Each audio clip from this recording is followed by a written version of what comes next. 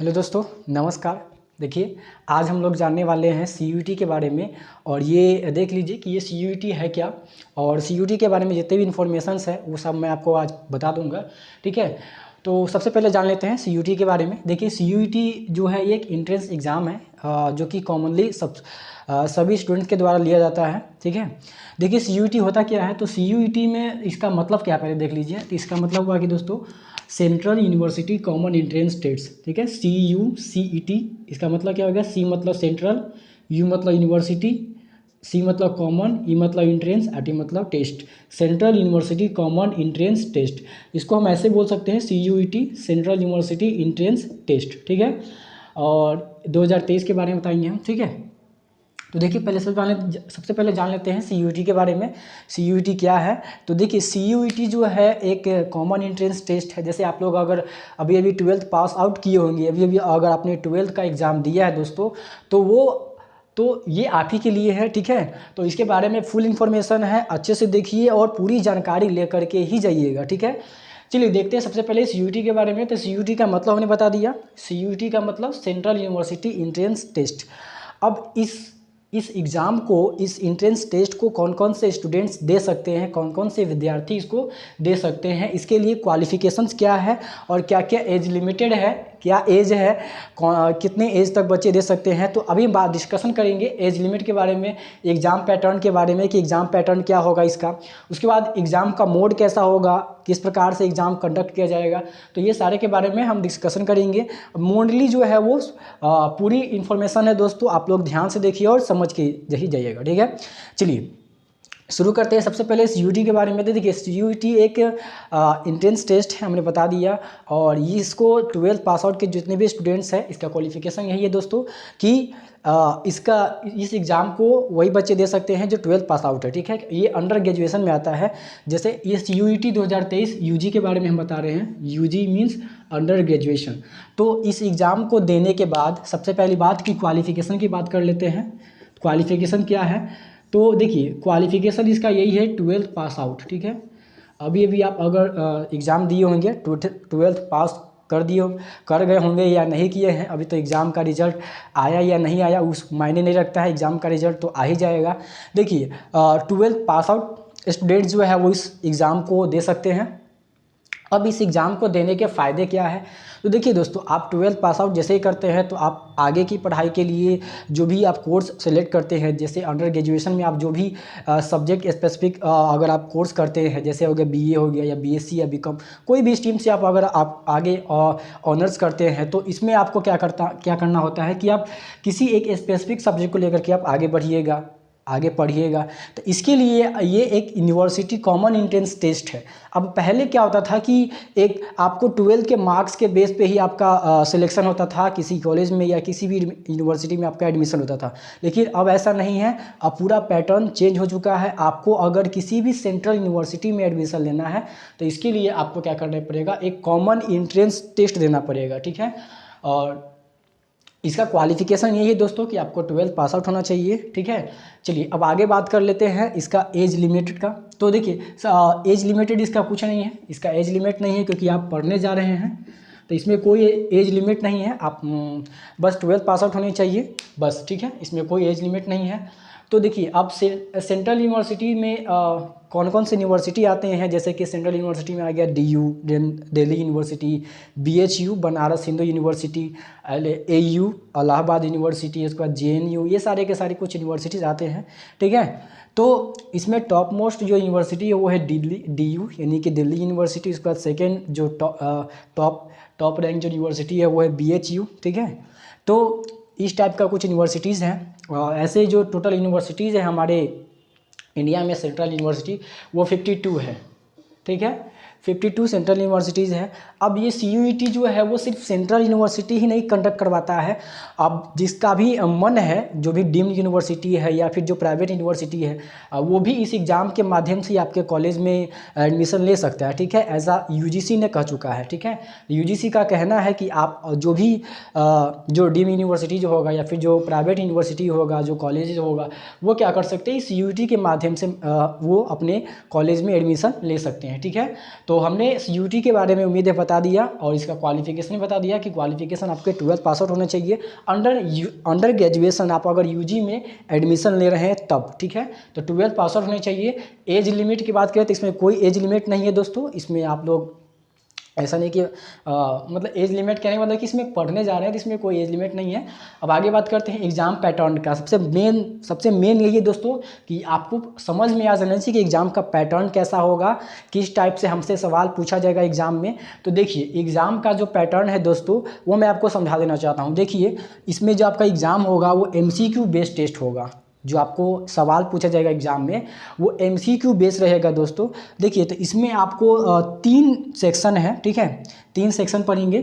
First जो section है दोस्तों वो है आपका सेक्शन फर्स्ट, ठीक है, सेक्शन फर्स्ट, जिसमें आपको लैंग्वेज आ जाएगा। लैंग्वेज का टेस्ट लिया जाएगा आपसे, लैंग्वेजेस टेस्ट। अब इसमें क्या होता है, इसमें 2 सेक्शन आते हैं। एक सेक्शन फर्स्ट का A, इसी को हमने बांट दिया है, सेक्शन फर्स्ट A और सेक्शन फर्स्ट B, ठीक है। तो सेक्शन फर्स्ट A में आपको टोटल 13 लैंग्वेज आते हैं, ठीक है, टोटल 13 लैंग्वेजेस आते हैं। इसमें आपको हिंदी, इंग्लिश, ठीक है, ये सारे के सारे लैंग्वेज आ जाएंगे। उसके बाद सेक्शन B जो है उसमें 20 लैंग्वेज आते हैं। फॉरेन लैंग्वेज जो विदेशी भाषा होता है उसमें वो होता है, ठीक है। तो आप फॉरेन लैंग्वेज तो सीखेगा नहीं, तो वही है। तो सेक्शन फर्स्ट A जो 13 लैंग्वेज आते हैं, इसमें सेक्शन फर्स्ट B है जिसमें 20 फॉरेन लैंग्वेज होते हैं, ठीक है। तो इसमें देखिए आपको 40 क्वेश्चन बनाने होते हैं आउट ऑफ 50 क्वेश्चन, यानी कि आपसे एग्जाम में 50 क्वेश्चन पूछा जाएगा। इसमें से बनाने कितने हैं, 40 क्वेश्चन मात्र आपको बनाने हैं, ठीक है। तो जो सेक्शन फर्स्ट होगा जिसमें आपको लैंग्वेज का टेस्ट लिया जाएगा, इसमें आपसे 40 क्वेश्चन बनाने होते हैं और पूछे कितने जाएंगे तो 50 क्वेश्चन, यानी कि 50 क्वेश्चन में से आपको बनाना है 40 क्वेश्चन, ठीक है। चलिए आगे बात करते हैं सेक्शन 2, सेकेंड सेक्शन की। तो सेक्शन 2 में आपका डोमेन स्पेसिफिक सब्जेक्ट आ जाते हैं, ठीक है, डोमेन स्पेसिफिक सब्जेक्ट आ जाते हैं। इसमें टोटल बात करें तो इसमें टोटल जो है वो 27 डोमेन स्पेसिफिक सब्जेक्ट आते हैं। अब इस 27 डोमेन स्पेसिफिक सब्जेक्ट में कौन कौन से सब्जेक्ट आते हैं दोस्तों, तो देखिए आपने जो 12th में पढ़ा है, आपने जो भी 12th में पढ़ा है, फिजिक्स पढ़े हैं या केमिस्ट्री पढ़े हैं या जो भी बायो पढ़े हैं या मैथ पढ़े हैं, जो भी आपका स्ट्रीम रहा है, फिजिक्स, केमिस्ट्री, बायो, मैथ, या अभी अगर आर्ट्स स्ट्रीम से रहे हैं, हिस्ट्री, ज्योग्राफी, पॉलिटी, या जो भी स्ट्रीम से रहे हैं, वही आपको 12th में जो आपने पढ़ा है उसी से आपसे सवाल पूछा जाएगा दोस्तों। तो आपको ज़्यादा इसमें रेस नहीं है, बस 12th में आपने जो पढ़ा है उसी से आपसे सवाल पूछा जाएगा, ठीक है। तो इसमें अगर बात करें तो अगर आपसे 40 क्वेश्चन पूछे जाते हैं, ठीक है, तो उस 40 क्वेश्चन में से आपको बनाने कितने हैं, 35 क्वेश्चन, ठीक है। 35 क्वेश्चन बनाने हैं 40 क्वेश्चन में से, और 50 क्वेश्चन अगर पूछे जाते हैं तो 50 क्वेश्चन में से आपको बनाने हैं 45 क्वेश्चन, ठीक है। तो इस प्रकार से ये 2 सेक्शन हो गया। सेक्शन फर्स्ट जिसमें आपका लैंग्वेज टेस्ट होगा और सेक्शन सेकेंड जिसमें आपका डोमेन स्पेसिफिक सब्जेक्ट होगा। इसमें टोटल 27 डोमेन स्पेसिफिक सब्जेक्ट आते हैं दोस्तों, जैसे फिजिक्स, केमिस्ट्री, और ये सारा का सारा 12th का ही सब्जेक्ट होता है। जो अभी आपने 12th में पढ़ा है उसी में से आप सेलेक्ट कीजिएगा, ठीक है। चलिए आगे बात करते हैं सेक्शन 3 की। तो सेक्शन 3 में आपका जनरल टेस्ट आ जाएगा। अब जनरल टेस्ट में से आपसे 60 क्वेश्चन पूछे जाएंगे और उसमें से बनाना आपको कितना है, मात्र 50 क्वेश्चन। 60 क्वेश्चन में से 50 क्वेश्चन बनाने हैं। अब इसका सिलेबस क्या होगा दोस्तों, तो इसका सिलेबस कुछ नहीं है। आपका जनरल मैथ जो है, जैसे आपका 9th 10th का जो मैथ होता है वो आपको आना चाहिए। उसके बाद जीके जीएस हो गया। GK GS means general knowledge और GS means general science. GK GS हो गया। उसके बाद करेंट अफेयर्स हो गया, करेंट अफेयर्स, और उसके बाद ये सारा का सारा इसका सेक्शन 3 यानी कि जनरल टेस्ट का ये सिलेबस रहा है। सेक्शन 3 यानी कि जनरल टेस्ट में आपका जो भी जनरल मैथ हो गया, जीके जीएस हो गया, करंट अफेयर्स हो गया, इन सारे से सवाल पूछे जाते हैं, ठीक है। 60 क्वेश्चन रहते हैं, उसमें से बनाने कितने हैं, 50 क्वेश्चन, ठीक है। आगे बात करते हैं आगे बात करते हैं एग्ज़ाम का मोड का, ठीक है। तो हमने अभी क्या क्या बताया है, CUT क्या है, उसके बाद क्वालिफिकेशन बता दिए हैं, एज लिमिट बता दिए हैं, और एग्ज़ाम का पैटर्न मोस्ट इंपॉर्टेंट है दोस्तों, एग्ज़ाम का पैटर्न को जानना, ठीक है। अगर आपको एग्ज़ाम का पैटर्न ही पता नहीं रहेगा तो आप एग्ज़ाम देके क्या कर लीजिएगा, ठीक है। तो एग्ज़ाम का पैटर्न बता दिए हैं। उसके बाद एग्ज़ाम का मोड यही है दोस्तों कि ये जो एग्ज़ाम होता है वो ऑनलाइन मोड में होता है, ठीक है। ऑनलाइन मोड में होता है। आपको कंप्यूटर पे आपको बैठना पड़ेगा और सामने आपके PC रहेगा, एक पर्सनल कंप्यूटर रहेगा, आपको उसी पे आपको टेस्ट देना पड़ेगा, ठीक है। तो इसका एग्ज़ाम का मोड यही है कि आपको ऑनलाइन मोड में होगा, कंप्यूटर बेस्ड टेस्ट होता है। कैसा दोस्तों, कंप्यूटर बेस्ड टेस्ट होता है।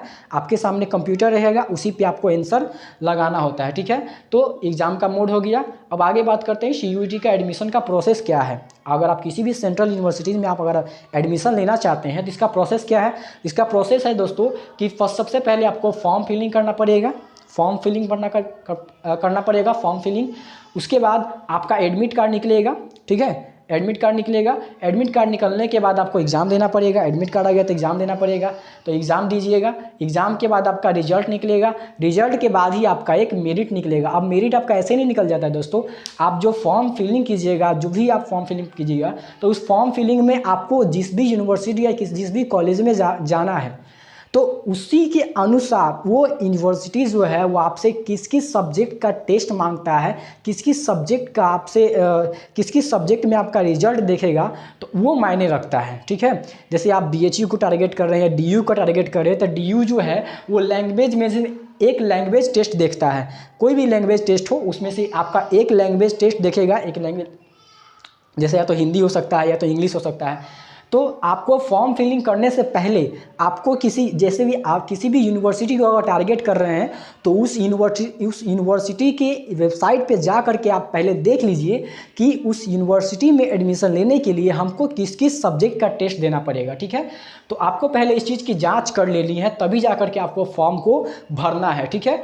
तो फॉर्म फिलिंग करना है, उसके बाद एडमिट कार्ड आपका निकलेगा। उसका एग्ज़ाम हो जाएगा दोस्तों। उसके बाद आपका रिजल्ट, उसके बाद आपका मेरिट बनेगा। मेरिट के हिसाब से ही आपका अलॉटमेंट होता है और आपको उस स्पेसिफिक यूनिवर्सिटी कॉलेजेस में बुलाया जाते हैं और उसके बाद ही आपका काउंसलिंग होता है, ठीक है। तो ये तो आगे की प्रोसेस है। सबसे पहले आप एग्ज़ाम तो दीजिए। अब बात कर लेते हैं फॉर्म अप्लाई। फॉर्म अप्लाई कैसे करें दोस्तों। तो सबसे पहले देखिए दोस्तों, फॉर्म अप्लाई करने के लिए आपको NTA की वेबसाइट है। ये जो एग्ज़ाम है CUET जो एग्ज़ाम है वो NTA ही कंडक्ट करवाता है। NTA नेशनल टेस्टिंग एजेंसी, ठीक है, नेशनल टेस्टिंग एजेंसी। ये NTA वही है दोस्तों जो आपको जो IIT JEE और NEET एग्ज़ाम को कंडक्ट करवाता है। तो आप ध्यान रखिएगा, ये NTA का ऑफिशियल वेबसाइट पे जाना है आपको। वेबसाइट का नाम है CUET.samarth.ac.in, ठीक है। ये NTA की ये CUET का वेबसाइट है, इसी पे जाके आपको फॉर्म को अप्लाई करना है, ठीक है। ये हो गया, आपको फॉर्म अप्लाई समझ में आ गया होगा दोस्तों। चलिए अब आगे बात करते हैं इसका डेट क्या है दोस्तों। तो देख लीजिए, इसका जो डेट है फॉर्म फिलिंग का जो डेट है वो 9 फरवरी से 12 मार्च तक है, ठीक है। 9 फरवरी से 12 मार्च तक है। अब बिहार बोर्ड वालों का तो एग्ज़ाम हो गया है, ठीक है। और अदर जो भी स्टेट बोर्ड का है, जैसे कि UP बोर्ड हो गया या MP बोर्ड हो गया या राजस्थान बोर्ड हो गया, तो उस सब का एग्ज़ाम जो है, जैसे UP बोर्ड का एग्ज़ाम अभी चल रहा होगा और जो अदर जो स्टेट बोर्ड का जो एग्ज़ाम है वो अभी नहीं हुआ होगा। किसी किसी का एग्ज़ाम जो है वो थोड़ा सा देरी से होता है। बिहार बोर्ड तो है नहीं जो तुरंत एग्ज़ाम कंडक्ट करवाता है, तुरंत रिजल्ट दे देता है, तो ऐसा नहीं है दोस्तों, ठीक है। तो इसमें क्या है कि आपको कुछ स्टेट जो है वो आपको एग्ज़ाम लिया भी नहीं होगा अभी तक। तो देखिए अभी ये फर्स्ट ही नोटिफिकेशन जारी किया है NTA ने। अब ये फर्स्ट नोटिफिकेशन जारी किया है तो इसका डेट रखा है 9 फरवरी से 12 मार्च तक, ठीक है। अब ये डेट आगे भी बढ़ेगा, तो आपको डेट का इंतज़ार नहीं करना है। अगर आपके पास टाइम है तो अभी जाके फॉर्म भर दीजिए, ठीक है। तो ये हो गया इसके फॉर्म फिलिंग का डेट कब तक है, तो अभी फ़िलहाल 12 मार्च तक के लिए है, ठीक है। चलिए आगे बात करते हैं CUET जो एग्ज़ाम फ़ीस कितना लगेगा, पैसा कितना लगेगा। तो देखिए CUET का जो UG एग्ज़ाम होगा दोस्तों, इसमें जो एग्ज़ाम का फीस स्ट्रक्चर है वो है जनरल वालों के लिए 650 रुपया, ठीक है, 650 रुपया। और जो EWS होंगे या OBC होंगे उसके लिए 600 रुपया फ़ीस लगता है, ठीक है। और जो SC ST के जो कैंडिडेट होंगे उसके लिए मात्र 550 रुपया है दोस्तों। तो इस प्रकार से इसका फीस स्ट्रक्चर है। तो उम्मीद है आपको समझ में आ गया होगा। हमने पूरा CUET के बारे में डिस्कशन कर दिया है, पूरा का पूरा बता दिया हो दोस्तों। तो ये एग्ज़ाम जो है दूसरी साल कंडक्ट करवाया जा रहा है। ये पिछली साल भी कंडक्ट करवाया था 2022 में, और ये 2022 में जब कंडक्ट करवाया गया दोस्तों, तो उस समय लगभग 14 से 15 लाख जो बच्चे थे वो इसमें इनरोल हुए थे, ठीक है। तो ये दूसरी बार कंडक्ट करवाया जा रहा है और इसके माध्यम से अगर आप एग्ज़ाम देते हैं, इस माध्यम से आप किसी भी सेंट्रल यूनिवर्सिटीज़ में आप दाखिला ले सकते हैं, एडमिशन ले सकते हैं, ठीक है। Like DU, BHU, AU, JNU, ठीक है। ये कुछ टॉप यूनिवर्सिटीज़ है, तो यहाँ पे आप एडमिशन ले सकते हैं। उम्मीद है आपको CUET के बारे में पूरा का पूरा जानकारी आपको समझ में आ गया होगा दोस्तों। तो आप उन दोस्तों के साथ भी ज़रूर शेयर कीजिए जो आपके संपर्क में है, कांटेक्ट में है, और इसके बारे में डिटेल वो भी जान सके, ठीक है। उम्मीद है आपको ये वीडियो का इन्फॉर्मेशन आपको समझ में आ गया होगा दोस्तों। तो एक लाइक ज़रूर कीजिए पूरी मेहनत के साथ। उसके बाद हमें सपोर्ट करने के लिए एक लाइक कीजिए और कमेंट कीजिए नीचे में कि आपको जो भी दिक्कतें होगा, इससे रिलेटेड जो भी दिक्कत होगा दोस्तों, वो आप नीचे कमेंट में बता सकते हैं हमें। हम आपके लिए बहुत आगे रहेंगे, ठीक है। आपके कमेंट का इंतज़ार रहेगा। आपको कोई भी दिक्कत रहता है दोस्तों, तो आप हमें कमेंट कीजिए, हम आपके कमेंट का सही जवाब देने का कोशिश करेंगे, ठीक है। चलिए, तो इस प्रकार से ये CUET के बारे में इंफॉर्मेशन था। उम्मीद है समझ में आ गया दोस्तों। फिर मिलते हैं अगले वीडियो में, तब तक के लिए जय हिंद।